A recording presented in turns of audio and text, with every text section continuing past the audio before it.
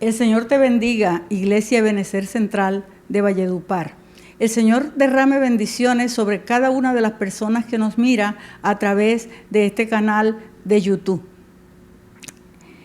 Siempre voy a decir que es un privilegio compartir con ustedes la enseñanza que ya el Señor me entregó. Quiero compartirla y que sea de bendición para ustedes también. Les invito a abrir sus Biblias en el Evangelio según San Mateo, capítulo 4. Vamos a estar ubicados en los versículos 12 al 25, pero no los voy a leer enseguida, los vamos a ir leyendo en la medida que avancemos en el texto. Entonces les invito a tener la Biblia abierta allí, pero inclinen sus rostros, vamos a orar.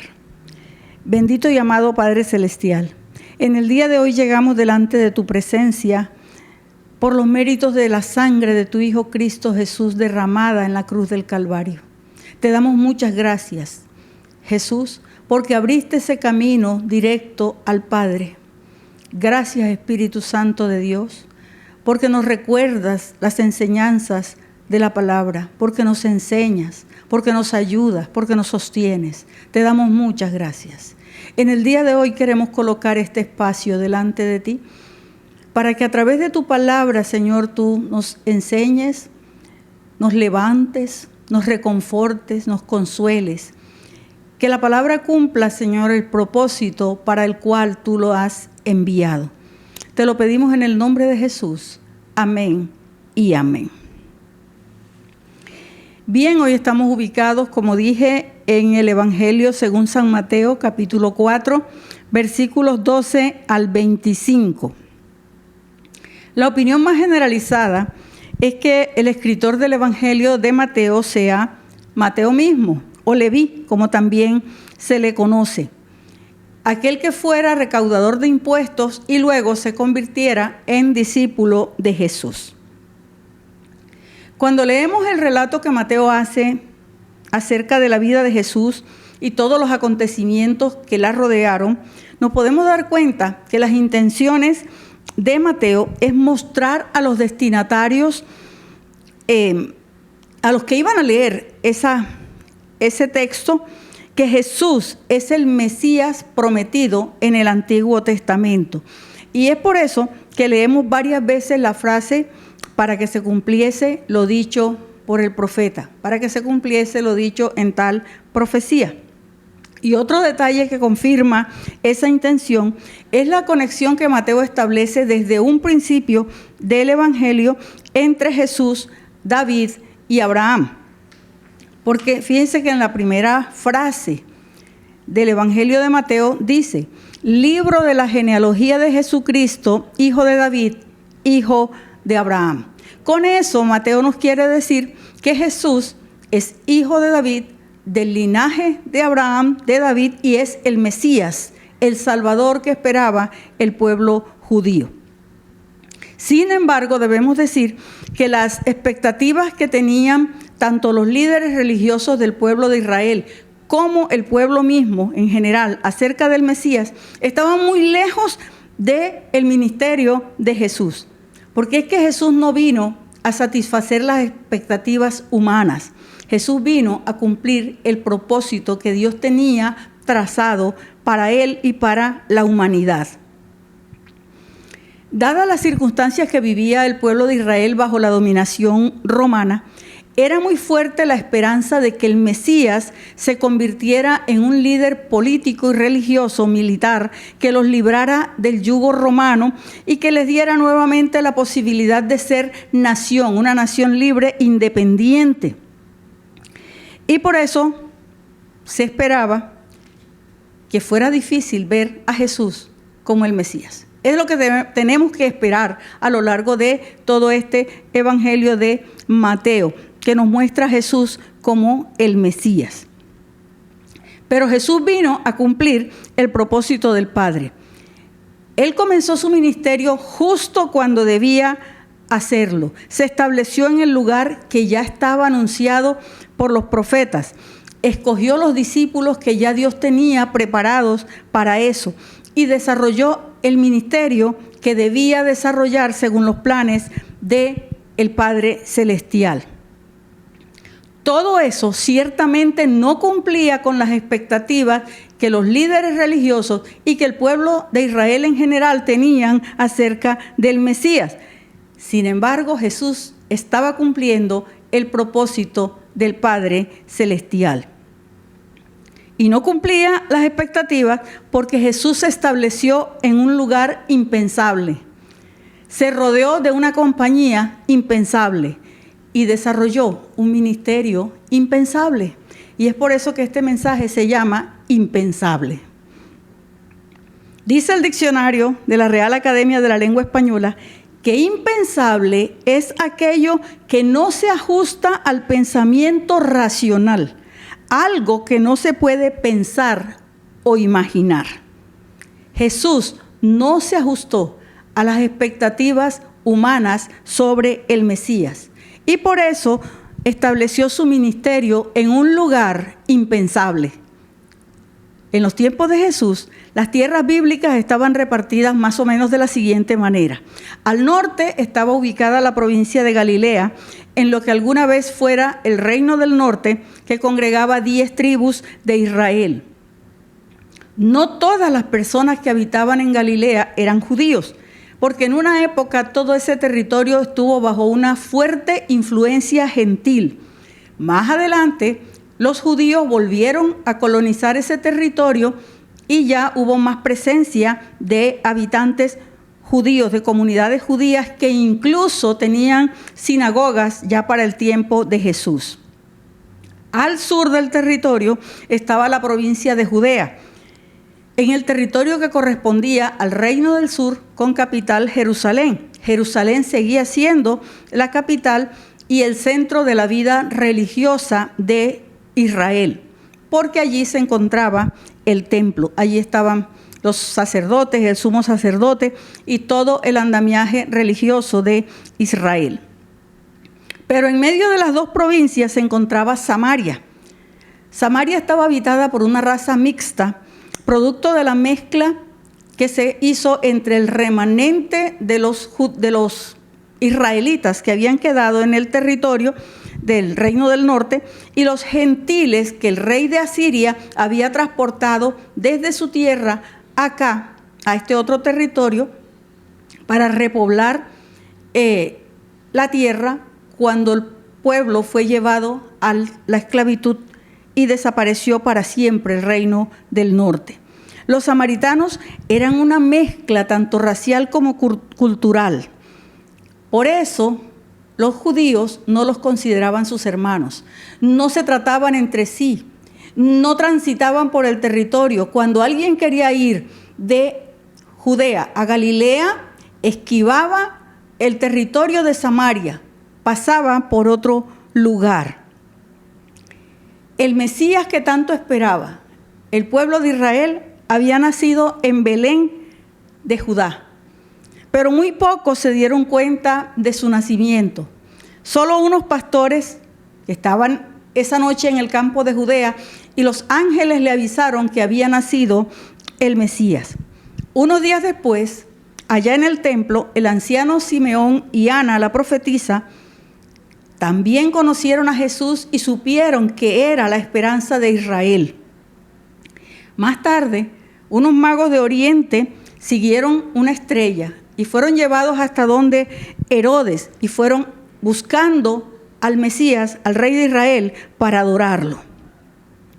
Los que conocían las Escrituras, los maestros de la ley, fueron consultados por Herodes y ellos le dijeron a Herodes dónde iba a nacer el Mesías, dónde estaba escrito que nacería, en Belén de Judá. Ellos lo sabían muy bien, pero ninguno fue a comprobarlo.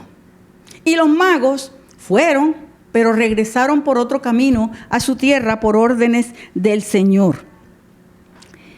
Entonces, cuando Jesús apareció con su ministerio público en la provincia de Galilea, no se le ocurrió a nadie que ese podía ser el Mesías, porque entre otras cosas es que Jesús se crió en Nazaret, en Galilea.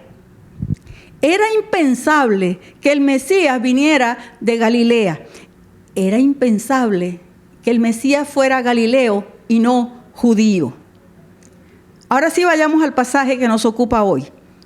Mateo 4:12 dice que Jesús se encontraba en el desierto de Judea. Dice así: cuando Jesús oyó que Juan estaba preso, volvió a Galilea. Hemos dicho que Jesús nació en Belén de Judá, pero se crió en Galilea, en una pequeña ciudad llamada Nazaret. Sin embargo, al inicio del capítulo 4, justo antes de comenzar su ministerio, en el versículo 1 y 2, dice que Jesús fue llevado por el Espíritu al desierto para ser tentado por el diablo. Y después de haber ayunado 40 días y 40 noches, tuvo hambre. Ese desierto se refiere al desierto de Judea. De modo que Jesús se encontraba en Judea, pero escuchó que Juan estaba preso. Cuando Jesús oyó que Juan estaba preso, volvió a Galilea. Ese fue el indicador para Jesús de que debía comenzar su ministerio público. Y por eso volvió a Galilea, a la ciudad donde vivía, a Nazaret. Pero Nazaret no era el lugar donde él iba a establecer su ministerio, no iba a ser el centro de sus actividades ministeriales, porque el lugar escogido fue Capernaum. Versículo 13. Y dejando a Nazaret, vino y habitó en Capernaum, ciudad marítima en la región de Zabulón y de Neftalí. Capernaum era una ciudad a la orilla del mar de Galilea. Era un centro comercial, tenía mucho movimiento. También era un centro importante para el Imperio Romano. Allí había una aduana que recaudaba impuestos y también había un destacamento de soldados romanos. Al regresar de Judea a Galilea, Jesús hizo lo impensable. Cualquier líder religioso judío escogería como base de su ministerio Judea, Jerusalén, el templo. Ese era el centro de la vida religiosa de los judíos. En el pensamiento de los escribas, los fariseos, los saduceos, todos los líderes religiosos de Israel en ese momento, el Mesías debía estar en Jerusalén, en Judea, no en Galilea. Galilea era impensable. Pero había algo más. Había una profecía mesiánica que encontramos en los versículos 14 al 16.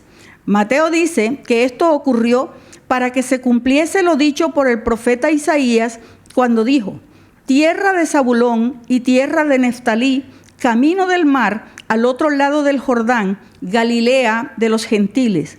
El pueblo asentado en tinieblas vio gran luz, y a los asentados en región de sombra de muerte, luz les resplandeció. Mateo estaba citando literalmente la profecía de Isaías, capítulo 9, versículos 1 y 2, donde el Señor había prometido luz para una tierra que estaba en oscuridad y muerte, tierra de gentiles, territorio no judío, no correspondía al territorio de la tribu de Judá. Es la misma profecía mesiánica, esa de Isaías 9, que dice en el versículo 6, porque un niño nos es nacido, hijo nos es dado, y el principado sobre su hombro, y se llamará su nombre admirable, consejero, Dios fuerte, Padre eterno, príncipe de paz. No hay duda de que Isaías estaba hablando de Jesús, el Mesías. Galilea correspondía al antiguo territorio de las tribus de Neftalí y Zabulón, el mismo territorio que en una época había tenido una fuerte influencia gentil, como ya hemos dicho. Por eso era impensable que el Mesías se estableciera en Galilea y no en Judea. Pero es que Jesús no satisface las expectativas humanas. Jesús cumple el propósito de Dios. Y para cumplirlo, comenzó su ministerio predicando un mensaje del reino de los cielos. Versículo 17. Desde entonces comenzó Jesús a predicar y a decir: arrepentíos, porque el reino de los cielos se ha acercado. Eran las buenas nuevas de salvación para el pueblo de Israel. Las nuevas de salvación que Israel había estado esperando por muchos años. Sin embargo, no todos creyeron en ese mensaje. Sencillamente Jesús no se ajustaba a las expectativas que tenían sobre el Mesías. Era impensable que Jesús fuera el Mesías. Isaías también había anunciado este rechazo en Isaías 53:1. Y Juan lo menciona en su evangelio, allá en Juan capítulo 12, versículos 37 y 38, que dicen así: pero a pesar de que había hecho tantas señales delante de ellos, no creían en él, para que se cumpliese la palabra del profeta Isaías, que dijo: Señor, ¿quién ha creído a nuestro anuncio? ¿Y a quién se ha revelado el brazo del Señor? Sobre el contenido del mensaje de Jesús no voy a mencionar nada más. El pastor Fabio dejó muy claro y en profundidad ese contenido en el mensaje pasado. Hay que verse ese mensaje. Pero sí quiero decirte que cuando caminamos en los planes y en el propósito del Señor, como caminó Jesús, Él se encargará de colocarnos en el lugar correcto. Belén de Judá fue el lugar correcto para el nacimiento de Jesús. Nazaret de Galilea fue el lugar correcto para su crianza, para que creciera. Y después, Capernaum fue el lugar correcto para ubicar la base de su ministerio, porque así estaba escrito en la profecía. Y todo aquello se cumplió perfectamente en Jesús y en su ministerio. Aun cuando ese lugar fuera impensable desde el punto de vista de los judíos. Y es que el Señor a veces nos ubica en lugares impensables. A veces no soñamos con estar en algunos lugares, en determinado lugar, pero si al Señor le place, Él nos coloca allí, en lugares impensables. En mi caso particular, nací y crecí en esta iglesia, la Iglesia Ebenecer Central de Valledupar, hasta mis 15 años. El Señor me movió hasta otra congregación donde me formé ministerialmente y serví al Señor por 40 años. Pero un día el Señor me dijo: vuelve a tu casa. Y yo sabía perfectamente cuál era mi casa. Por eso creo estar en el lugar correcto, aunque para mí era impensable. Pero volviendo a Jesús y al pasaje que nos ocupa en el día de hoy, encontramos que Jesús escogió una compañía impensable. Era costumbre en el pueblo judío que un maestro de las Escrituras escogiera muy bien a sus discípulos. Eran personas muy cercanas a su maestro. Con ellos compartía prácticamente la vida. Andaban con él para todas partes y formaban una pequeña comunidad. Jesús escogió 12 discípulos, a los cuales llamó luego apóstoles. Fueron sus compañeros constantes, así como también los encargados de replicar el mensaje de salvación que Jesús estaba predicando. Jesús tuvo más discípulos que esos 12, pero esos 12 fueron llamados específicamente para seguirlo. Los discípulos que Jesús escogió eran personas comunes y corrientes, nada relevantes. Su llamamiento también fue impensable. Inicialmente escogió 2 pescadores, versículos 18 al 20. Mientras caminaba junto al lago de Galilea, Jesús vio a 2 hermanos. Uno era Simón, llamado Pedro, y el otro Andrés. Estaban echando la red al lago, pues eran pescadores. Vengan, síganme, dijo Jesús, y los haré pescadores de hombres. Al instante dejaron las redes y lo siguieron. La economía de Capernaum giraba en torno a la pesca en el mar de Galilea. Por eso, si Jesús caminaba en las orillas de ese mar, lo que iba a encontrar eran pescadores. Simón, también llamado Pedro, y Andrés, eran hermanos y se encontraban trabajando en sus labores de pesca cuando Jesús los llamó con la promesa de convertirlos en pescadores de hombres. Ellos sabían pescar peces, pero de pescar hombres no sabían absolutamente nada. Pero Jesús no los llamó por sus conocimientos, no les pidió una hoja de vida para ver si sabían pescar hombres, no. Lo que hizo Jesús fue llamarlos para enseñarles algo nuevo, algo que ellos no sabían hacer. Es que el Señor no llama a los que son capaces. Él no nos llama por nuestras capacidades. Él nos llama para capacitarnos, nos da las herramientas para que trabajemos en el reino de los cielos. Él nos llama para que seamos sus discípulos. Y un discípulo es uno que aprende de su maestro. Pedro y Andrés eran una compañía impensable para Jesús, porque ellos no eran los típicos aprendices de un maestro de las Escrituras. Ellos eran pescadores.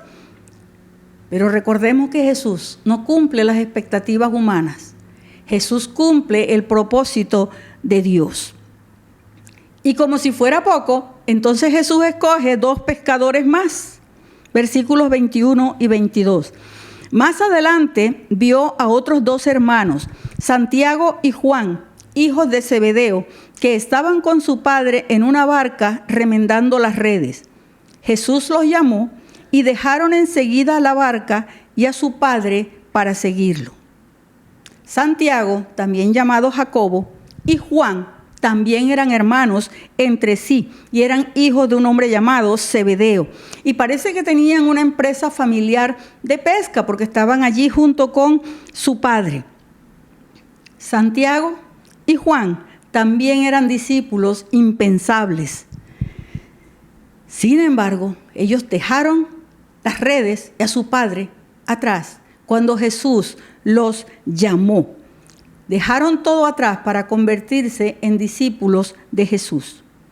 Un discípulo es más que un alumno. Un discípulo se sienta a escuchar a su maestro. Un discípulo es un aprendiz que sigue a su maestro y aprende de él mientras van por la vida, mientras caminan a lo largo de situaciones cotidianas. Y el maestro aprovecha para enseñarles permanentemente. Jesús llamó a estos 4 hombres y ellos lo siguieron, aunque eran discípulos impensables. Jesús siguió llamando más discípulos impensables hasta completar un número de 12 discípulos. La Biblia no narra específicamente el llamamiento de todos. Hemos leído el llamamiento de estos 4 pescadores y solamente encontramos específicamente el llamamiento de otros, de Felipe y Natanael, que también se llamaba Bartolomé. Y eso lo encontramos en Juan, capítulo 1, versículos 43 al 51, pero solo vamos a leer los versículos 43 al 45, que dicen así. El siguiente día quiso Jesús ir a Galilea y halló a Felipe y le dijo, sígueme. Y Felipe era de Betsaida, la ciudad de Andrés y Pedro. Felipe halló a Natanael y le dijo, hemos hallado a aquel de quien escribió Moisés en la ley, así como los profetas, a Jesús, el hijo de José de Nazaret.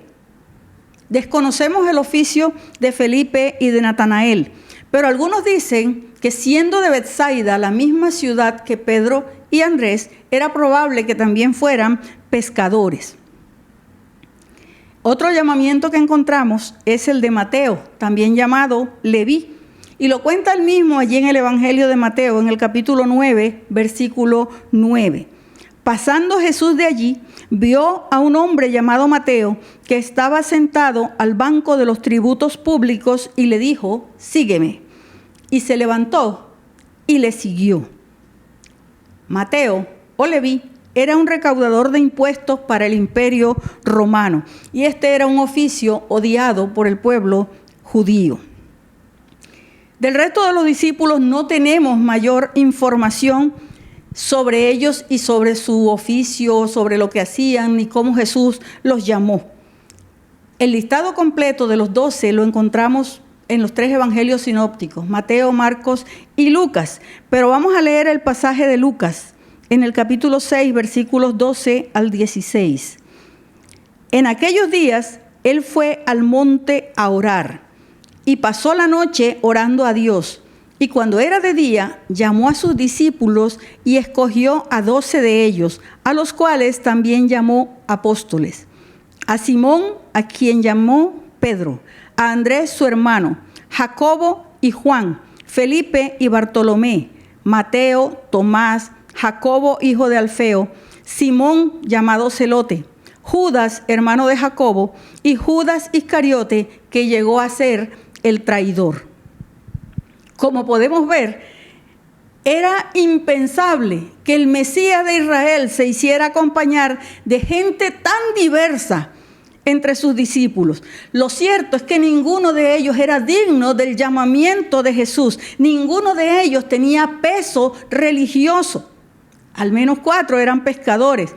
Simón Celote era un hombre que pertenecía a un grupo rebelde que quería derrocar al imperio romano.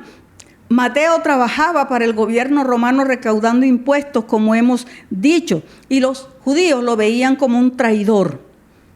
Y Judas Iscariote, como sabemos, traicionó a Jesús.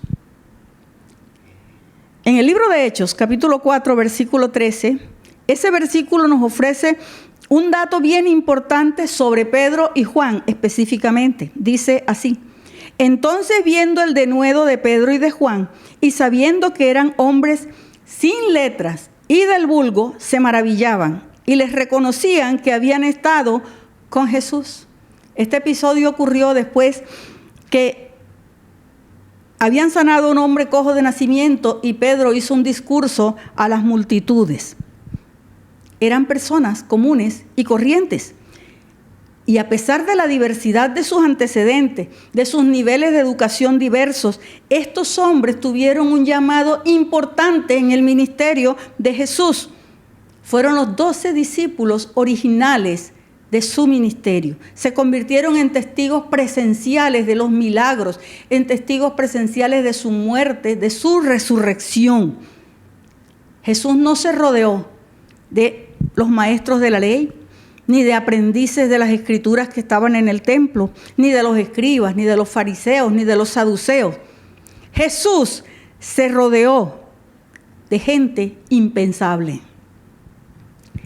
Luego el evangelio alcanzó el mundo gentil y por eso estamos nosotros aquí, porque siempre fue el plan de Dios alcanzar a los gentiles.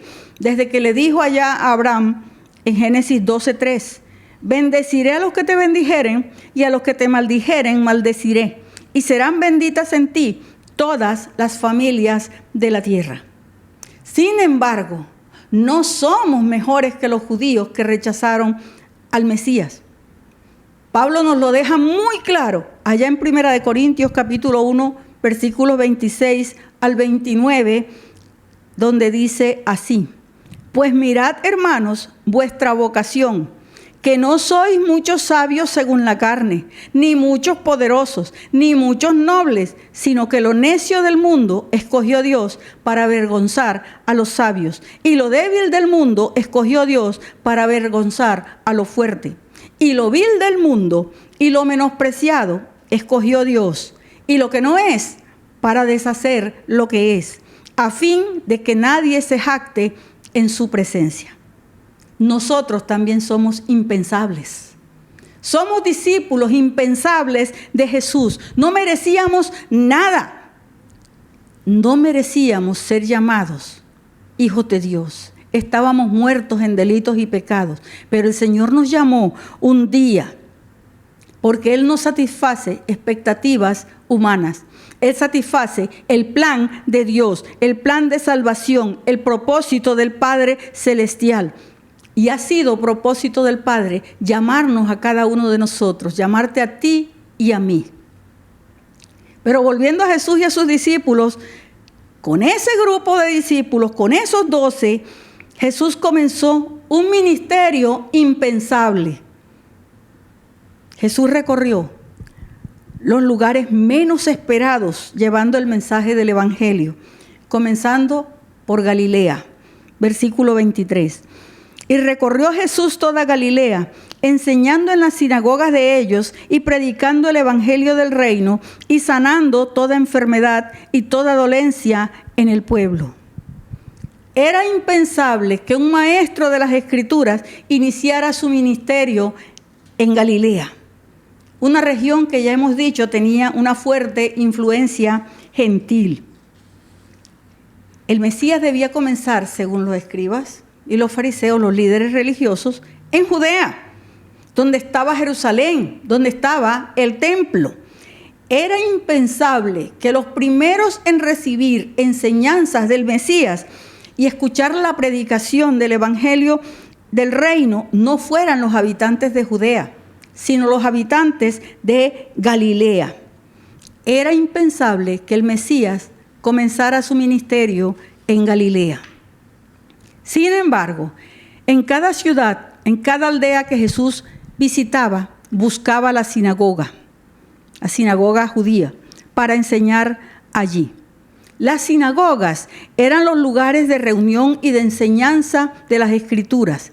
El templo de Jerusalén era el centro de la vida religiosa del pueblo judío y hasta allí debían peregrinar todos los hombres judíos por lo menos 3 veces al año para las fiestas más importantes del calendario religioso: la Pascua, la fiesta de las semanas y la fiesta de los tabernáculos.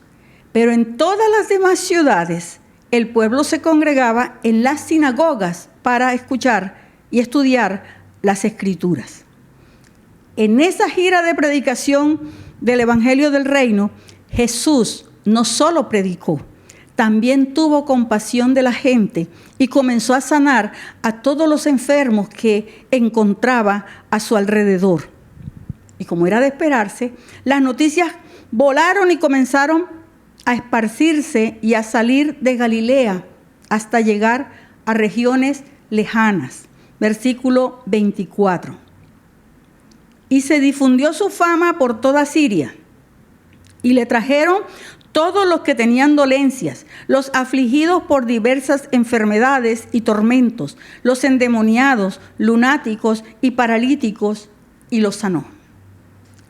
Siria es un territorio no judío al norte de Galilea.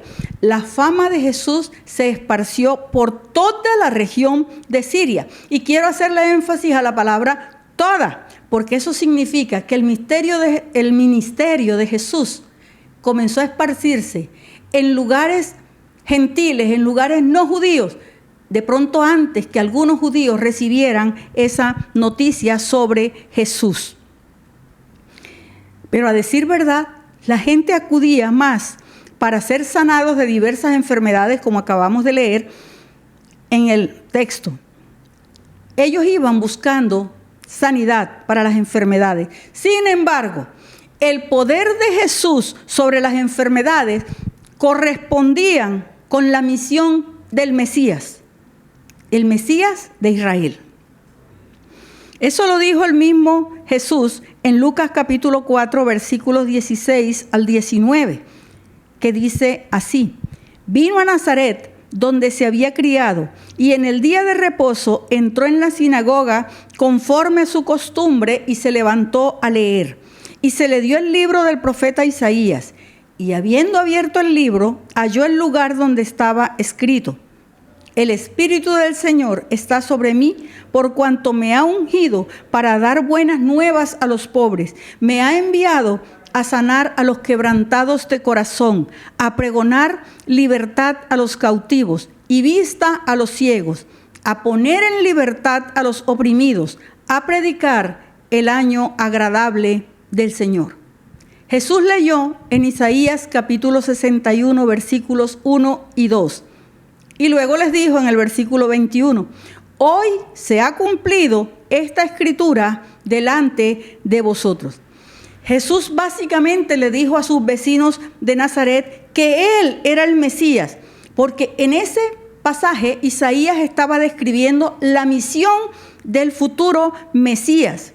Y esa misión era la misión de Jesús. Parte de esa misión era sanar personas oprimidas por diversas enfermedades. enfermedades tanto físicas como espirituales. El Mesías estaba acompañado de discípulos impensables, predicando en lugares impensables y sanando personas impensables. Todo por lo que hemos venido repitiendo. Jesús no vino a satisfacer expectativas humanas. Vino a cumplir el propósito del Padre Celestial. Y era la voluntad del Padre que todo sucediera de esa manera, impensable. Entonces la gente comenzó a seguir a Jesús desde lugares impensables.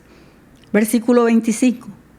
Y le siguió mucha gente de Galilea, de Decápolis, de Jerusalén, de Judea y del otro lado del Jordán. Jesús no tuvo que moverse de Galilea. Las noticias volaron y no habían redes sociales, no había internet, pero las noticias volaron y la gente comenzó a llegar desde todas partes. La verdad es que Jesús sí viajó a Judea, viajaba a otros lugares también. Iba a Jerusalén para la Pascua, está escrito en la palabra, y también hay registro de que fuera a otras fiestas, como lo hacían todos los varones judíos. Pero solo al final de su ministerio tuvo una temporada asentado en Judea. Y allí hizo enseñanzas importantes hasta terminar en esa última semana de su vida que pasó entre Betania y Jerusalén. Y que culminó con su muerte en la cruz. Había viajado a la Pascua.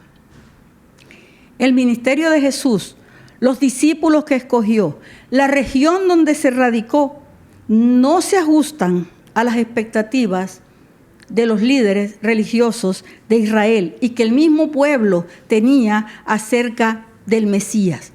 Todo fue impensable, pero los planes de Jesús sí se ajustaron a la profecía y al propósito del Padre Celestial. Antes de regresar al cielo, Jesús encargó a sus discípulos y a nosotros también seguir predicando el evangelio del reino de los cielos. Y la iglesia lo ha venido haciendo, lo ha seguido haciendo a lo largo de toda la historia de la humanidad, de la iglesia para acá. Lo hemos hecho a través de emisoras, de internet, cuando la internet salió, de canales de televisión, de muchas maneras. Hemos seguido predicando en las calles, en los hospitales, en todos los lugares a donde el Señor nos ha llevado, a veces lugares impensables, y predicándole a gente impensable. De la misma manera sucede con los ministerios que el Señor ha entregado a cada uno de nosotros. Terminamos haciendo cosas que no soñamos con hacer nunca. A veces terminamos cumpliendo ministerios impensables, cosas que no se nos habían cruzado por la cabeza. Quienes me conocen, por lo menos a mí, saben que nunca me imaginé parada en un púlpito predicando a un grupo de personas. Nunca lo imaginé. A mí me daban miedo las exposiciones del colegio, de la universidad. Pero hoy el Señor me tiene frente a ustedes, cumpliendo un ministerio impensable para mí, cuando era niña, cuando era adolescente. El Señor llama y capacita a sus hijos para hacer cosas impensables, como lo ha hecho contigo, como lo ha hecho con muchos a lo largo de la historia. El ministerio de Jesús, que ahora está en manos nuestras, en manos de la iglesia, se sigue moviendo en lugares impensables, con gente impensable y de formas impensables, pero siempre llevando el mensaje del evangelio del reino de los cielos, el mensaje de salvación, porque Jesús no satisface expectativas humanas. Jesús cumple el propósito del Padre. Quiero que allí donde estás, inclines tu rostro para orar. Si puedes levantar tus manos al cielo, levántalas y dale gracias al Señor porque un día te llamó de pura gracia. No lo merecías, pero el Señor te llamó. La Biblia dice que ninguno de nosotros lo merecía. Éramos impensables. Pero hoy es tiempo de darle gracias al Señor porque un día nos llamó. Porque un día Jesús derramó su vida en la cruz del Calvario a favor nuestro. Y eso era impensable. Jesús murió en nuestro lugar, en el lugar de personas que no lo merecían, en lugar de personas impensables. Dale gracias al Señor, porque te ha colocado en un lugar que nunca soñaste. De pronto te dio un ministerio que nunca soñaste. Y el Señor ha derramado múltiples bendiciones sobre tu vida, bendiciones que de pronto nunca pensaste tener, porque el Señor se mueve de maneras impensables. Dale gracias, porque puedes llegar delante de su trono impensablemente, porque Jesús abrió un camino para que pudiéramos tener acceso delante del Padre Celestial. Dale gracias por eso, porque te mueves de pronto en territorios que nunca soñaste moverte, por la gracia del Señor, territorios impensables. Vamos a darle gracias al Señor. Padre, te damos gracias. Bendecimos tu nombre, Señor, en esta hora. Te damos gracias por todos los impensables. Gracias porque nos escogiste de pura gracia. Gracias porque has escogido todos los impensables del mundo, los que no esperábamos. Salvación, no la merecíamos, pero en tu amor, en tu misericordia lo has hecho. Gracias, muchas gracias. Gracias por todas tus bendiciones impensables.